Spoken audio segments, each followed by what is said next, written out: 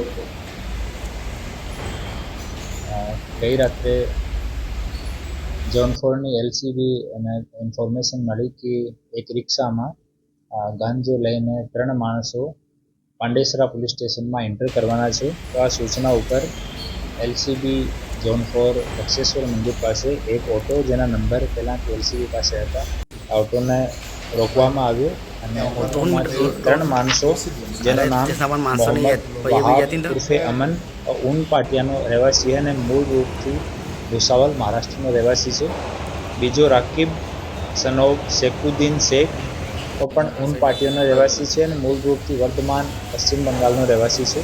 और अकबर उर्फे बल्लू वो પણ ઊન પાટિયામાં રહે છે. આમાંથી મોહમ્મદ વહાબ ઉર્ફે અમને ઓટોનો ડ્રાઈવર છે અને ઓટો પોતાનો નથી, બીજા માણસનો ડેલી ભાડા ઉપર ચલાવે છે.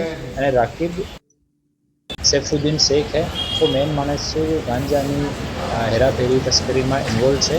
और આની સરકારી પંચોની રૂબરૂમાં સર્ચ કરવામાં આવી અને ઓટોમાંથી 6 કિલો 723 ગ્રામ ટોટલ 67,230 રૂપીસનો ગાંજો કબજો કરવામાં આવ્યો અને 3 મોબાઈલ ફોન જેની કિંમત 17,500 રૂપિયા અને ઓટો રિક્ષા જેની કિંમત 1,10,000.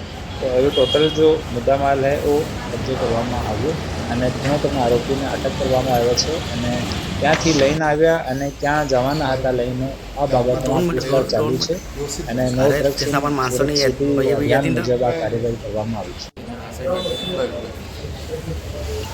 આ 3 આરોપીઓનો કોઈ ગુનાહિત ઇતિહાસ હજુ સુધી નથી અને બીજી પૂછતાછ ચાલુ છે. આપણે આઈસીજીએસમાં અને ઈડી સ્પોર્ટમાં સર્ચ કરવામાં આવ્યો છે અને આનો ગુનાહિત ઇતિહાસ જાણવા મળે.